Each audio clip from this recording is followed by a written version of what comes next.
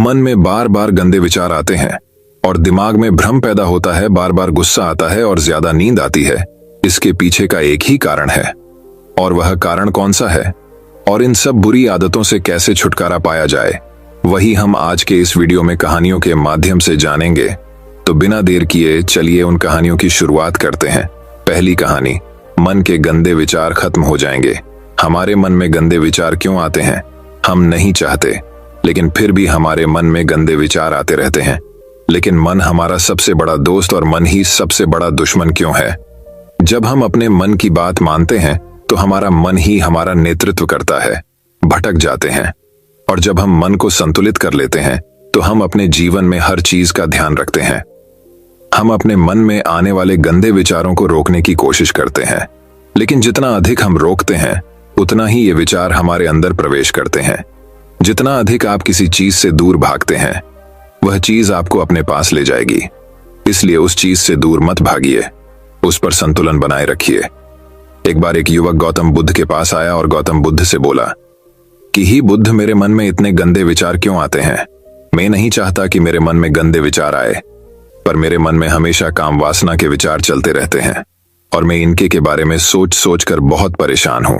मेरी ऊर्जा और समय यह सब सोचने में ही नष्ट हो जाता है, और इन सब के विचारों की वजह से मैं कभी भी शांत नहीं रह पाता, और मैं हमेशा ही स्त्रियों को देखकर मोहित हो जाता हूं।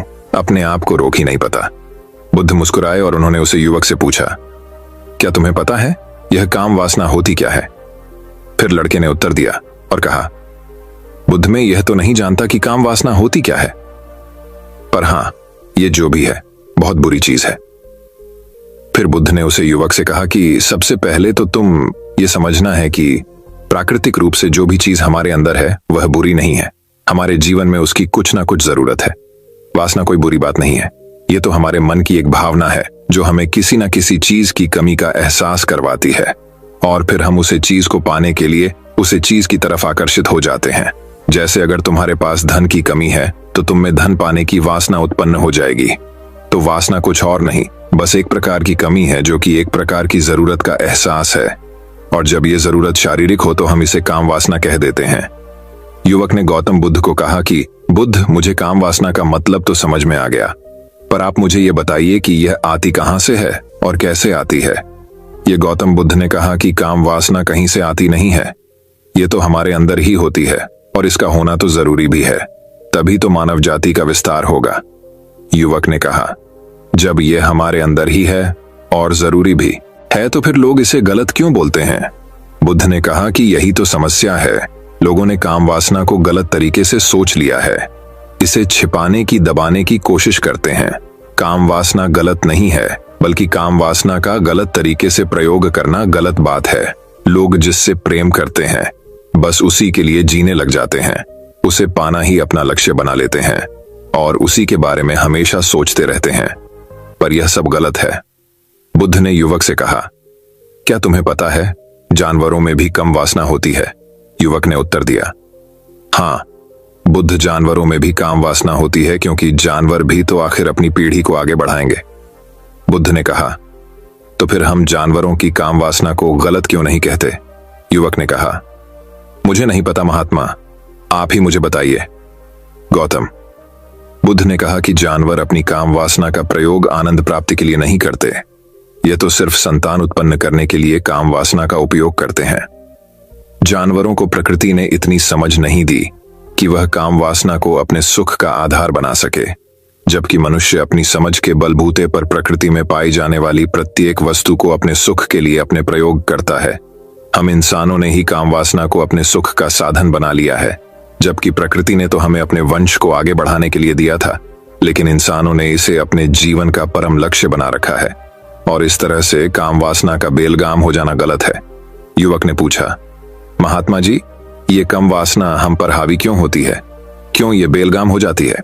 तब गौतम बुद्ध ने कहा कि सुनो, अब जो मैं तुम्हें बताऊंगा उसे तुम ध्यानपूर्वक सुनना। काम वासना का सारा खेल तुम्हें समझ आ जाएगा, तुम्हें तुम्हारे सारे सवालों का जवाब मिल जाएगा, बस तुम्हें ध्यान से सुनकर समझना है।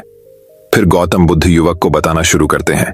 एक बार की बात है, एक आश्रम में गुरु और उनके शिष्य रहा करते थे, जिससे रोजाना आश्रम के बाहर स्थित गांव में भिक्षा लेने के लिए जाते थे उसे आश्रम का एक शिष्य जिस गांव में भिक्षा लेने जाता था, उसे रास्ते में एक नदी पद्धति थी जिससे रोज उसी रास्ते से भिक्षा लेने जाता था। एक दिन उसने देखा कि एक लड़का पेड़ के पीछे छिपा है।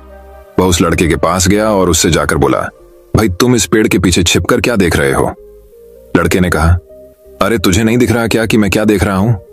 तब शिष्य ने नदी की तरफ देखा तो वहां पर कुछ लड़कियां पानी भर रही थीं। वो लड़कियां 15-16 साल की होगी। तब शिष्य ने उस लड़के से कहा, अरे भाई वहां पर तो लड़कियां पानी भर रही हैं, इसमें छिपकर देखने वाली क्या बात है?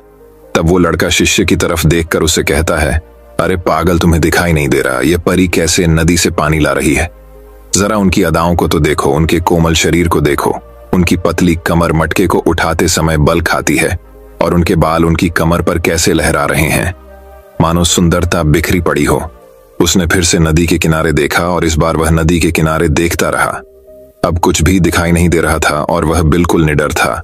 उसे किसी भी चीज का कोई डर नहीं था, लेकिन अब वो छिपने लगा और उन लड़कियों को देखने लगा जैसे उसने कोई अपराध कर दिया हो। और जब वो छिपकर उन लड़कियों को देख रहा था तभी वो अचानक अंदर से कांप गया और उसने कहा कि ये मैं क्या कर रहा हूं? मैं जो कर रहा हूं वो सही नहीं है, मुझे यहां से चले जाना चाहिए। और फिर वह जल्दी से वहां से चला गया। वो आश्रम पहुंच जाता है। आश्रम जाकर वो अपने कार्यों में लग गया, लेकिन जो अभी वह देखकर आया था वही उसकी आंखों के सामने बार बार आ रहा था। उसके मन में वही दृश्य चल रहा था। उसका दिमाग सब कुछ देखने के लिए संघर्ष कर रहा था। उसका किसी भी काम में मन नहीं लग रहा था। सुबह होते ही वह रोज जल्दी ही भिक्षा के लिए आश्रम से निकल जाता और उस नदी के पास वाले पेड़ के पास जाता जहां पर वह लड़का पहले से मौजूद रहता था। उसके साथ मिलकर लड़कियों को छुप छुप कर देखता था। अब वह ऐसा रोज करने लग गया, यह उसके रोज का काम हो गया। अब उस शिष्य का मन किसी भी काम में नहीं लगता था। वो हमेशा ही किसी न किसी प्रकार के विचार में उलझा रहता। वो आश्रम के कार्यों को भी ठीक ढंग से नहीं कर पा रहा था। ना वो ठीक से सो पाता था, ना वो ठीक से खाना खा पाता था। उसका मन बेचैन सा रहता था। उसका मन बार बार उन लड़कियों की खूबसूरती देखने को मचलता था। जब गुरु भिक्षा दे रहे थे तब भी उनका मन किन्हीं अन्य विचारों में खोया हुआ था। गुरु ने अपने शिष्य की इन हरकतों को भांप लिया था। फिर एक दिन गुरु ने शिष्य को अपने पास बुलाया और कहा कि आज से मैं भी तुम्हारे साथ भिक्षा मांगने चलूंगा। आप और मैं एक साथ भिक्षा मांगने जाएंगे। तभी शिष्य गुरु को मना करते हुए बोला, नहीं गुरुदेव, आप परेशान क्यों हो रहे हो? मैं अकेला ही ठीक से भिक्षा मांग सकता हूँ। गुरु ने शिष्य से कहा कि ठीक है, तुम अकेले ही भिक्षा मांगने जाओ, जिससे वह तुरंत भिक्षा मांगने निकल पड़ा। सभी लोग उसे देखने के लिए उसके पीछे पीछे चलने लगे। थोड़ी दूर जाने पर गुरु ने देखा कि उनका शिष्य एक अपराधी की तरह एक लड़के के साथ पेड़ के पीछे छिपा हुआ है और छिपकर कुछ देख रहा है। गुरु भी अपने शिष्य के पीछे जाकर खड़े हो गए। उसका शिष्य क्या देख रहा है जिसे देखने के लिए वह एक अपराधी की तरह पेड़ के पीछे छिपा हुआ है? गुरु ने देखा कि उसका शिष्य पेड़ के पीछे छिपकर नदी से पानी ले रही लड़कियों को देख रहा है। तब गुरु ने शिष्य से कहा, क्या देख रहे हो? अपने मालिक की आवाज सुनकर वह डर गया और उसके पसीने छूटने लगे।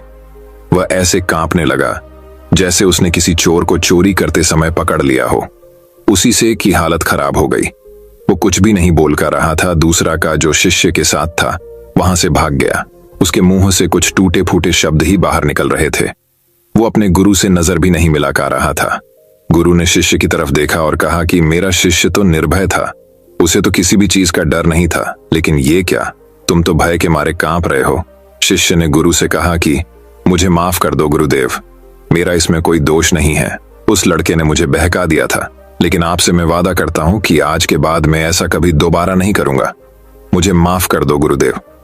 गुरु ने शिष्य से कहा कि कोई बात नहीं, पर इस बात का तुम ध्यान रखना कि हम जैसी संगति करते हैं वैसा ही फल हमें प्राप्त होता है। हम जैसी संगति करते हैं उसके विचार हमारे अंदर प्रवेश करते हैं। इसीलिए अच्छी संगति करो जिससे तुम्हारे अंदर अच्छे विचारों का प्रवेश हो।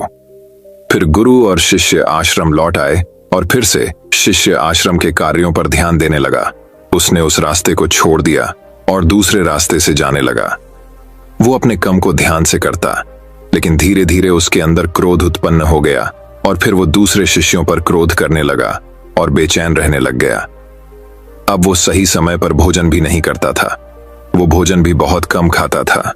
एक रात गुरु शिष्य के पास आए और उसे बोले कि अब तक तुमने कितनी बार अपना वादा तोड़ दिया।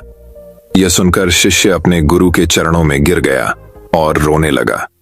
रोते रोते ही उसने गुरु से कहा कि गुरुदेव, मैं कई बार अपना वादा तोड़ चुका हूं, फिर मैं वादा करता हूं, लेकिन हर बार जब मैं वादा तोड़ देता हूं तो मेरा मन मेरे वश में नहीं रहता। मैं बहुत कोशिश करता हूं कि अपने मन से सारे बुरे विचार निकाल दूं, लेकिन चाहकर भी मैं ऐसा नहीं कर पाता। फिर गुरु ने शिष्य को कहा कि चलो मेरे साथ। गुरु शिष्य को आश्रम के बगीचे में लेकर गए और शिष्य से कहा कि देखो, यहां पर कुछ नाली बनी हुई है जिससे नदी का पानी इन पौधों तक आ रहा है और यह पानी निरंतर गति से आगे बढ़ रहा है। क्या तुम इस पानी के बहाव को रोक सकते हो? शिष्य ने कहा कि हाँ गुरुदेव, मैं इस बहाव को रोक सकता हूं।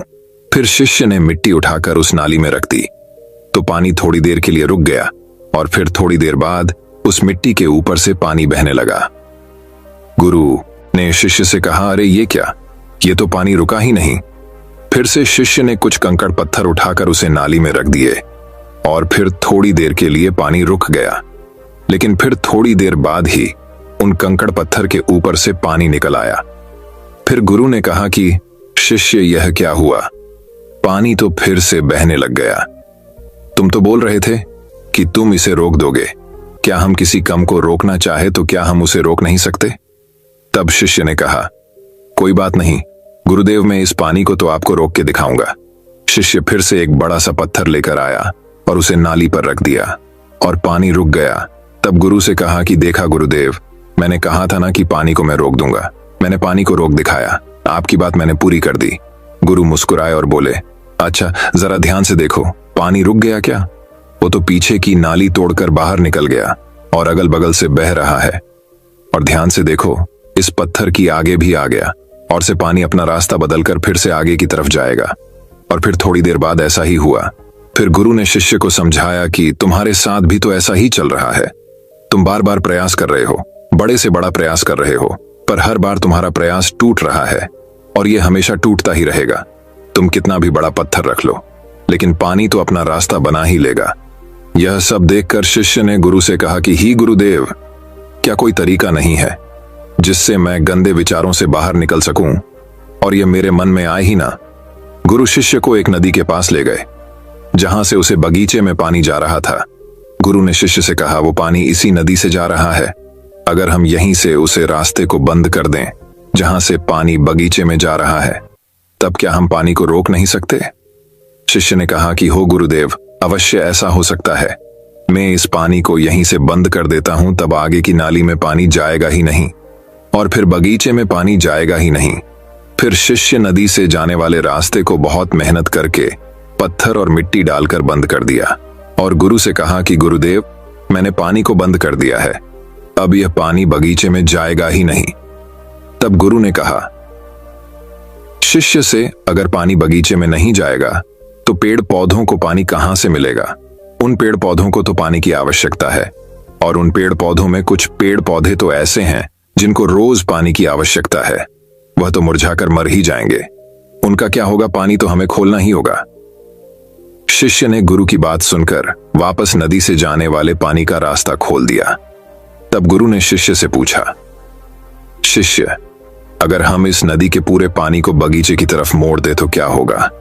तब शिष्य ने जवाब दिया कि गुरुदेव, वहां पर जितने भी पेड़ पौधे हैं वो गलकर नष्ट हो जाएंगे, वहां पर कुछ नहीं बचेगा। फिर गुरु मुस्कुराए और बोले, तुम इस बात को समझो कि हमें किसी भी चीज को रोकना नहीं है, बस हमें हमेशा संतुलन बनाए रखना है।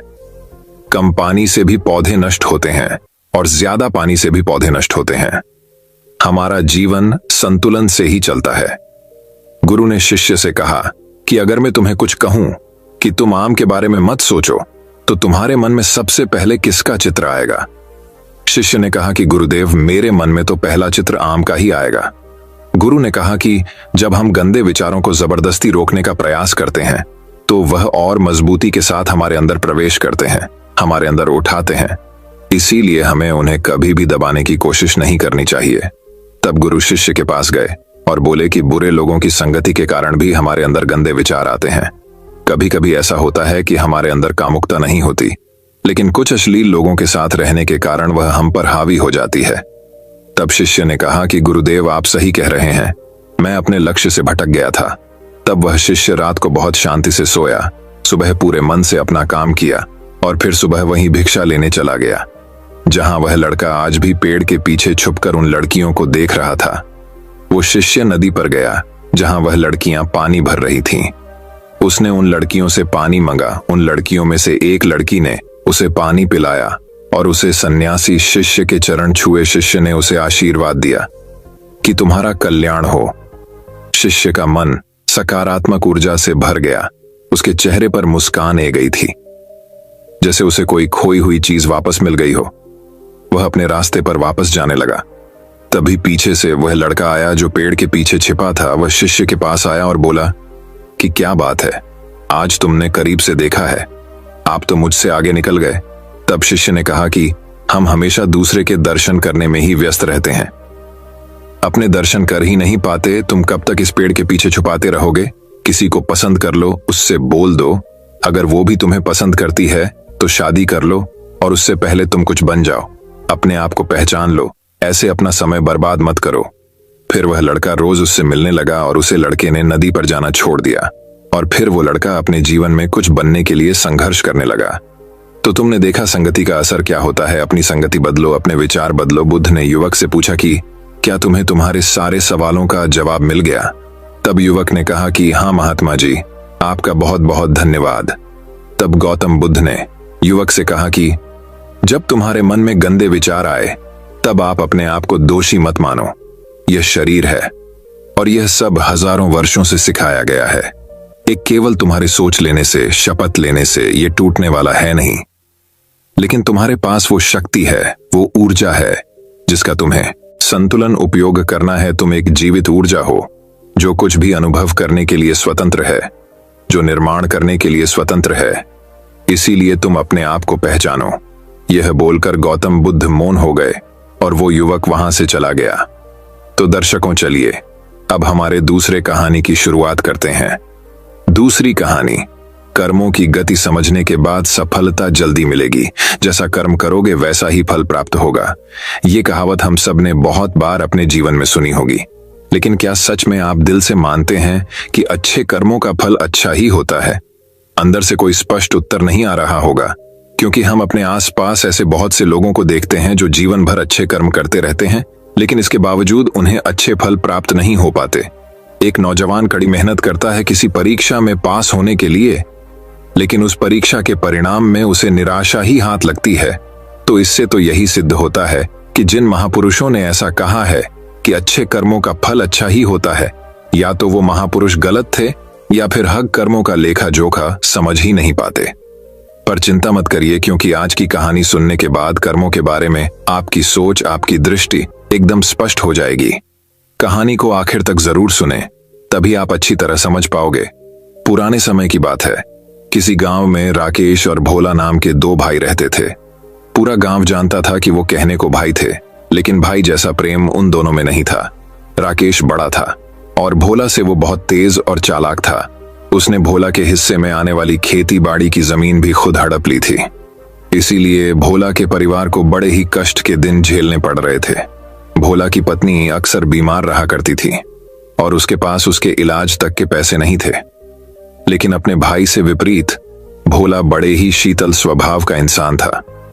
वो कभी किसी के साथ बुरा नहीं करता था, लेकिन उसके मन में अक्सर ये सवाल उठा करता था कि मैं किसी का बुरा नहीं करता, किसी के बारे में बुरा सोचता तक नहीं हूं, तो मेरे साथ ऐसा क्यों होता है?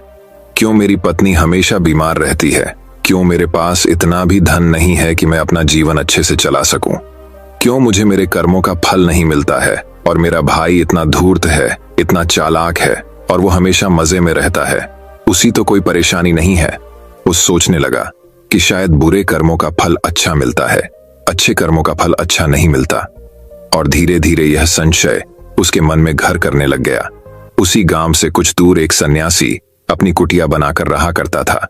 जब भी वो सन्यासी गांव में भिक्षा मांगने के लिए आता तो सबसे एक ही बात कहता कि जो तूने किया वो तेरे हिस्से और जो मैंने किया वो मेरे हिस्से। भोला इस बात का अर्थ कभी समझ नहीं पाया।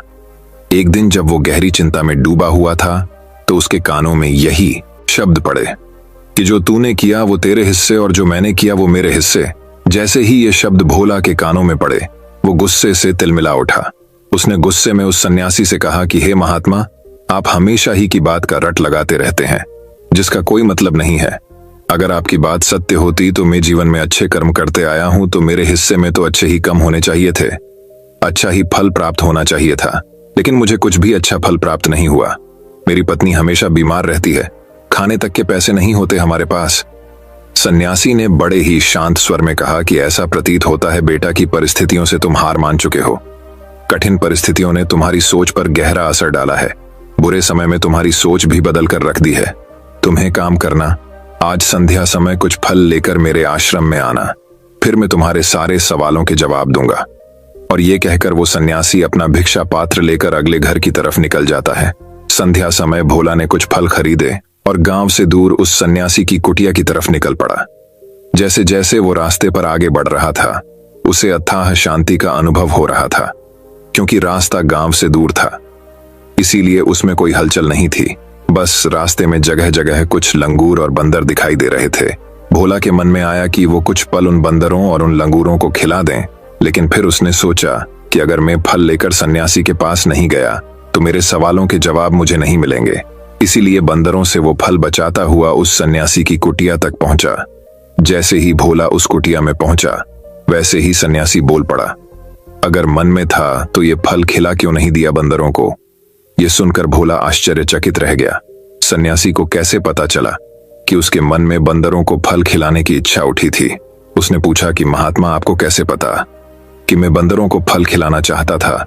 सन्यासी ने बड़े ही शांत स्वर में कहा कि जरूरी यह नहीं है कि मुझे कैसे पता चला, हम तो सन्यासी हैं, सबके मन की बात पढ़ लेते हैं। जरूरी ये बात समझना है कि जिस तरह एक बछड़ा हजारों गायों के बीच अपनी मां को ढूंढ लेता है उसी प्रकार कर्म अपनी कर्ता को ढूंढ ही लेता है। ये कर्म मेरे हाथों ही होना लिखा था। और ये कहकर सन्यासी ने उसके हाथ से फल लिए और बंदरों को खिलाना शुरू कर दिए। भोला इस बात का मतलब समझा नहीं पाया, इसीलिए उसने उस सन्यासी से सवाल किया कि महात्मा, मैं आपकी बात का आशय समझ नहीं पाया, कृपया करके मुझे अज्ञानी को इसका मतलब समझाने की अनुकंपा करें। सन्यासी ने बड़े शांत स्वर में कहना शुरू किया कि बेटा, मनुष्य को हमेशा यही लगता है कि वही करने वाला है, वही करता है और वही कर्म करेगा, लेकिन समझने की बात यह होती है कि कर्म आपका खुद चुनाव करता है, आप कर्म का चुनाव नहीं करते। अगर आप किसी कर्म को करने के योग्य है तो हजारों लोगों के बीच में से कर्म आपको अपने आप ढूंढ कर निकाल लेगा। इसीलिए योग्य बनने पर ध्यान दो, कर्म करने पर ध्यान मत दो। अगर तुम सिर्फ कर्म करने पर ध्यान दोगे तो कभी योग्य नहीं बन पाओगे। योग्य बनने के लिए जिन कर्मों की आवश्यकता होती है पहले उन छोटे छोटे कर्मों को करना शुरू करो, और जब तुम योग्य बन जाओगे तो बड़ा कर्म या कहें कि मुख्य कर्म या फिर जिस कर्म के लिए तुम बने हुए हो वो कर्म तुम्हारे पास खुद चलकर आएगा। उदाहरण के लिए तुम इन बंदरों को देखो। इन बंदरों ने छोटे छोटे कर्म करके पेड़ों पर चढ़ना सीखा, गुलाटियां लगाना सीखा, और इसी प्रकार छोटे छोटे कर्म करते हुए ये मुझ तक पहुंच गए, और मुझ तक पहुंचने के बाद इनके पास इनका खाना खुद ही पहुंच गया। इसीलिए अपनी रोजमर्रा की जिंदगी में छोटे छोटे कर्म करते हुए अपने आप को योग्य बनाते जाओ, और जब तुम योग्य बन जाओगे तो अपने आप बड़ा लक्ष्य तुम्हें प्राप्त हो जाएगा। सन्यासी ने अगला कथन कहना शुरू किया जो कि बहुत ही जरूरी था। ध्यान लगाकर सुनना। अगर तुम योग्य बनने के लिए कर्म नहीं करोगे तो दूसरे लोगों के कर्म भी तुम्हें प्रभावित करने लगेंगे। उदाहरण के लिए तुम्हारी पत्नी कई दिनों से बीमार है। तुम अक्सर यही सोचते हो कि मुझे किन कर्मों की सजा मिल रही है, लेकिन समझने की बात यह होती है कि तुम्हारी पत्नी बीमार अपने कर्मों की वजह से है, तुम्हारे कर्मों की वजह से नहीं है। तुम्हारे कर्म तो अच्छे हैं, लेकिन क्या पता तुम्हारी पत्नी के कर्म अतीत में अच्छे ना रहे हों, जिसकी वजह से वो बीमार हो गई हो, और तुम्हारी पत्नी के कर्मों की वजह से तुम्हें भी दुख झेलना पड़ रहा है। और इसी प्रकार बहुत से मनुष्य अपने बच्चों की वजह से, अपने परिवार की वजह से, इन सब की वजह से खुद दुख झेल रहे होते हैं।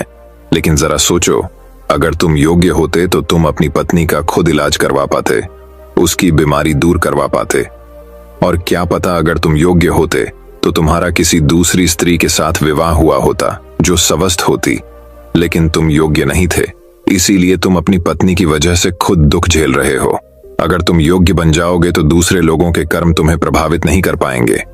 सन्यासी ने भोला को चेतावनी देते हुए कहा कि याद रखना, भोला, आपको वो नहीं मिलता जो आप चाहते हो, बल्कि वो मिलता है जिसके आप योग्य हो। इसीलिए अपनी योग्यता को बढ़ाने पर काम करो, उसके लिए कर्म करो।